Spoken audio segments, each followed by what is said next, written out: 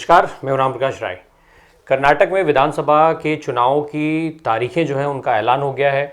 10 मई को वहां पर वोट पड़ेंगे और 13 मई को चुनाव के नतीजे आ जाएंगे। कर्नाटक में जो अभी विधानसभा का कार्यकाल है वो 24 मई को समाप्त होने जा रहा है। 24 मई को ये कार्यकाल समाप्त होगा, उसके पहले सारी कार्यवाहियां यानी नई सरकार बनाने की जो कवायद है वो पूरी कर ली जाएगी। बता दें कि कर्नाटक में विधानसभा की 225 सीटें आती हैं। एक सीट जो है वो मनोनीत सदस्य की होती है और 224 सीटों के लिए चुनाव होना है। 224 सीटों के लिए जो चुनाव होगा उसमें करीब 5 करोड़ 22 लाख के आसपास वोटर्स जो हैं वो वोट डालेंगे। यानी इतने वोटर्स वो हैं जिनके जिम्मे होगा नई सरकार का चुनाव करना। अब जो कर्नाटक में विधानसभा चुनाव का ऐलान होने के बाद जो सियासी दल हैं कर्नाटक के, उनके तरफ से अपनी अपनी जीत के दावे आने भी शुरू हो गए हैं। पर इसमें सबसे महत्वपूर्ण है ये जो चुनाव वो भारतीय जनता पार्टी के लिहाज से। भाजपा के लिए ये जो चुनाव है वो इसलिए महत्वपूर्ण है क्योंकि वर्तमान में वहाँ पर भाजपा सत्ता में है। इसके साथ साथ भाजपा को अपनी जो साख है उसको बचाए रखने के लिए दोबारा से सरकार बनाना बेहद ज़रूरी है। क्योंकि भारतीय जनता पार्टी के जितने भी चुनाव होते हैं उन सब में चुनावी जो चेहरा है वो प्रधानमंत्री नरेंद्र मोदी रहते हैं। ऐसे में लोकसभा चुनाव जो 2019 में होने हैं उसके मद्देनज़र बेहद ज़रूरी है कि भाजपा प्रधानमंत्री के चेहरे पर ये चुनाव लड़े तो इस चुनाव में वो फिर से सत्ता में अपनी वापसी कर पाए। हालांकि ये आसान नहीं है, वहाँ पर भी कुछ राजस्थान के जैसा ट्रेंड चलता है, एक बार एक पार्टी दूसरी बार दूसरी पार्टी। इसके अलावा भाजपा जो है वो कर्नाटक की जीत को अहम इसलिए भी मान रही है कि वहाँ से भाजपा के लिए दक्षिण के द्वार खुलेंगे। अगर कर्नाटक में भाजपा सत्ता में आती है तो दक्षिण में भाजपा कहीं ना कहीं मजबूत स्थिति में खड़ी होती हुई पाई जाएगी। दरअसल दक्षिण की जो राजनीति है वहाँ पर जो क्षेत्रीय दल हैं उनका काफ़ी प्रभाव देखा जाता है। कर्नाटक इकलौता ऐसा राज्य है जहाँ पर भारतीय जनता पार्टी यानी राष्ट्रीय पार्टी कोई जो है वो सत्ता में है। वहाँ पर इसका एक प्रभाव है और ये प्रभाव जो है ना केवल विधानसभा के चुनाव में बल्कि 2019 के लोकसभा चुनाव जो हुए थे उसमें भी देखने को मिला था। ऐसे में ये जो है भाजपा के लिहाज से बेहद अहम हो जाता है। साथ ही साथ जो दक्षिण के अन्य राज्य हैं जिसमें केरल, कर्नाटक, तेलंगाना और तमिलनाडु आते हैं, इसमें अगर जो है वो आंध्र प्रदेश के साथ साथ कर्नाटक इन सबको मिला लिया जाए यानी इन पांचों राज्यों को अगर मिला दिया जाए तो यहाँ पर लोकसभा की 129 सीटें आती हैं। इस 129 सीटों की जो गणित है वो भाजपा के लिहाज से बेहद महत्वपूर्ण हो जाता है क्योंकि इस 129 में से अभी भारतीय जनता पार्टी के खाते में मात्र 29 सीटें हैं। ये जो 100 सीटों का फासला है भारतीय जनता पार्टी उसको भरने के लिए लगातार नई रणनीतियां लेकर के सामने आ रही है। ये जो चुनाव है वो कर्नाटक के कर्नाटक विधानसभा का चुनाव है वो कांग्रेस के लिहाज से भी बेहद महत्वपूर्ण है। इस पर भी बात होगी। पहले जरा हम एक बार एक आंकड़ा बता देते हैं 129 सीटों का। 129 सीटों में केरल में लोकसभा की 20 सीटें आती हैं जहां पर भारतीय जनता पार्टी साफ है। कर्नाटक में 28 सीटें आती हैं जिसमें बीजेपी के पास 25 सीटें हैं। तेलंगाना में 17 लोकसभा की सीटें आती हैं जिसमें 4 भारतीय जनता पार्टी के पास हैं। आंध्र प्रदेश में 25 सीटें हैं, तमिलनाडु में 39, जहां दोनों राज्यों में भारतीय जनता पार्टी साफ है। यानी भाजपा के लिहाज से अगर बात किया जाए तो भाजपा के पास स्कोप बहुत बड़ा है और इसी स्कोप पर भाजपा जो है वो अपने को फोकस करके चल रही है।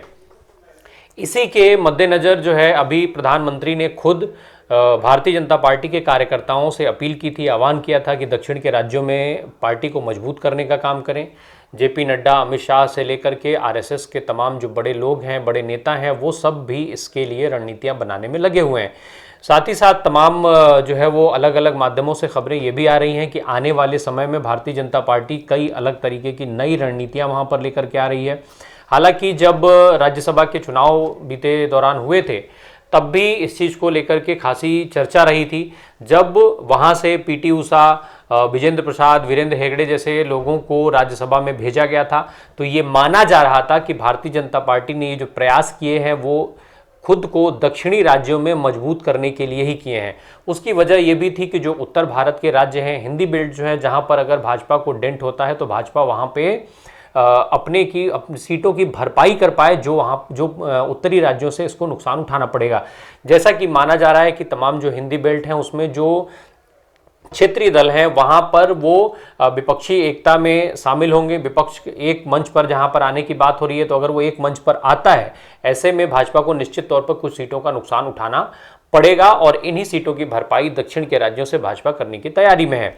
साल 2018 में जब विधानसभा के चुनाव कर्नाटक में हुए थे, तो उस समय भारतीय जनता पार्टी वहां पर एक बड़े पार्टी के रूप में उभरी थी। हालांकि पूर्ण बहुमत तब नहीं आ पाई थी और सरकार बनाने की स्थिति में नहीं थी भाजपा।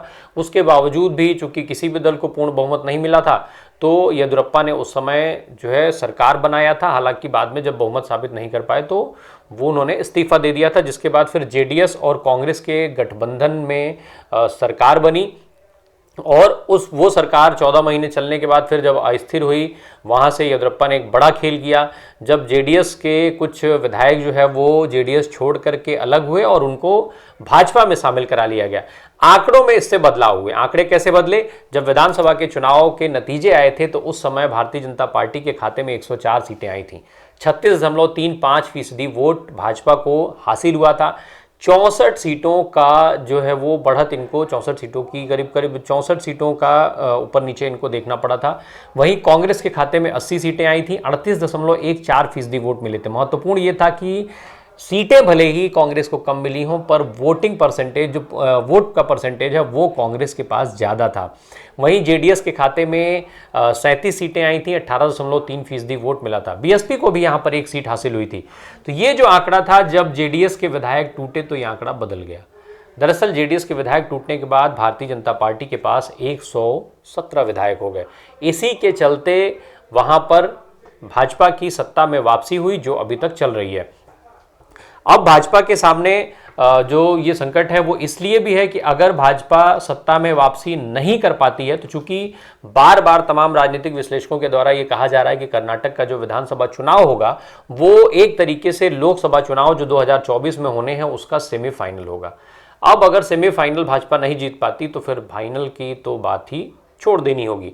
इस लिहाज से भी ये चुनाव जो है वो भाजपा के लिए बेहद महत्वपूर्ण हो जाता है। राज्य भाजपा के लिए महत्वपूर्ण क्यों है, ये हम आपको पहले बता चुके हैं। अब हम आते हैं कांग्रेस पर।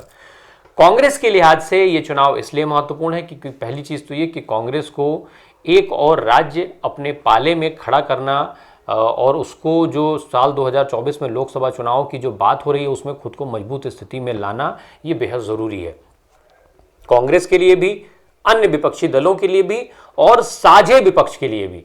अगर कांग्रेस को इस चुनाव में जीत मिलती है तो निश्चित तौर पर जो विपक्ष के बाकी दल हैं, जो अभी विपक्षी एकता की जिसकी बात चल रही है लगातार, वो कहीं ना कहीं कांग्रेस के पाले में आकर के खड़े होते दिखाई देना शुरू हो जाएगा इस कर्नाटक विधानसभा चुनाव के बाद। इसके अलावा चूंकि कांग्रेस पार्टी के जो राष्ट्रीय अध्यक्ष हैं मल्लिकार्जुन खड़गे, वो भी कर्नाटक से आते हैं, इसलिए भी ये चुनाव बेहद महत्वपूर्ण है। मल्लिकार्जुन खड़गे कर्नाटक के वरिष्ठतम नेताओं में से एक हैं। लगातार 9 चुनाव जीत करके वहां से विधायक रहे हैं। 1972 से लेकर के 2008 तक उन्होंने चुनाव जीते हैं। फिर 2009 में वो लोकसभा के सदस्य चुन लिए गए, सांसद हो गए। 2014 का चुनाव वो जीते, 2019 में वो चुनाव हार गए। हालांकि वर्तमान समय में भी वो कर्नाटक से ही राज्यसभा के सदस्य हैं। इस लिहाज से कांग्रेस के लिए भी ये चुनाव जीतना महत्वपूर्ण है, क्योंकि जब हिमाचल प्रदेश के विधानसभा चुनाव में कांग्रेस पार्टी को जीत मिली थी, जहां से भाजपा के राष्ट्रीय अध्यक्ष जेपी नड्डा आते हैं, तो उसके बाद कांग्रेस जो है वो जेपी नड्डा पर उसने कई सारे प्रहार किए थे। बार बार ये बात कही गई कि जेपी नड्डा खुद अपने ही राज्य में अपनी पार्टी को चुनाव में जीत नहीं दिला पाए। तो ऐसे में कांग्रेस के लिए भी ये स्थितियां पैदा होंगी अगर कांग्रेस इस चुनाव में वहां पर जीत हासिल नहीं कर पाती है। इसके अलावा विपक्षी एकता की जो बात हो रही है उसको बड़ा झटका लगेगा कि अगर कांग्रेस कर्नाटक में चुनाव हारती है तो निश्चित तौर पर जो बाकी दलों का जिस विश्वास को हासिल करने की बात हो रही है वो विश्वास कहीं ना कहीं और ज़्यादा डगमगाएगा और वो दल एक बार फिर से शायद पीछे की तरफ देखना शुरू कर देंगे। तो इस लिहाज से ये सारी चीज़ें, ये जो चुनाव है वो ना केवल भारतीय जनता पार्टी के लिए ज़रूरी है बल्कि कांग्रेस के लिए भी उतना ही अहम है। भाजपा की तरफ से ये माना जा रहा है कि जो वहाँ के वयोवृद्ध नेता हैं येदियुरप्पा, वो उनकी कमान संभालेंगे। उन्हीं के सिरे जो है वो भारतीय जनता पार्टी चुनाव में सत्ता में वापसी करने की ख्वाब देख रही है। इसकी मुख्य वजह मानी जा रही है बीते 27 फरवरी को जब प्रधानमंत्री नरेंद्र मोदी शिमोगा के दौरे पर गए तो उन्होंने येदियुरप्पा से मुलाकात की। न केवल मुलाकात की बल्कि उन्होंने झुक करके येदियुरप्पा को प्रणाम किया था। इस चीज़ की ये जो तस्वीर थी वो खूब वायरल हुई थी और इसकी चर्चा भी खूब हुई थी और ये माना जाने लगा था कि येदियुरप्पा भले ही सक्रिय राजनीति से खुद को दूर करने की बात करते हों पर कर्नाटक में जो है वो बेहद महत्वपूर्ण फैक्टर के तौर पर देखे जाएंगे और कहीं ना कहीं भारतीय जनता पार्टी की पूरी कैंपेन को जो है वो लीड करेंगे येदियुरप्पा। ऐसे में अब ये जो चुनाव है घोषणा हो चुकी है, बिगुल बज चुका है। अब कौन किस पर भारी होगा ये देखने वाली बात होगी। आने वाले समय में ये जो स्थितियां हैं वो क्लियर होगा।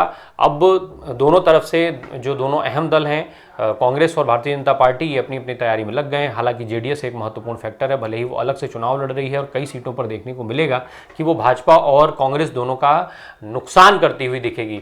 ऐसे में अब जो है वो जीत का सेहरा किसके सर बंधेगा ये तो नतीजे आने के बाद पता चलेगा। इसके लिए हमें 13 मई तक इंतजार करना होगा। धन्यवाद।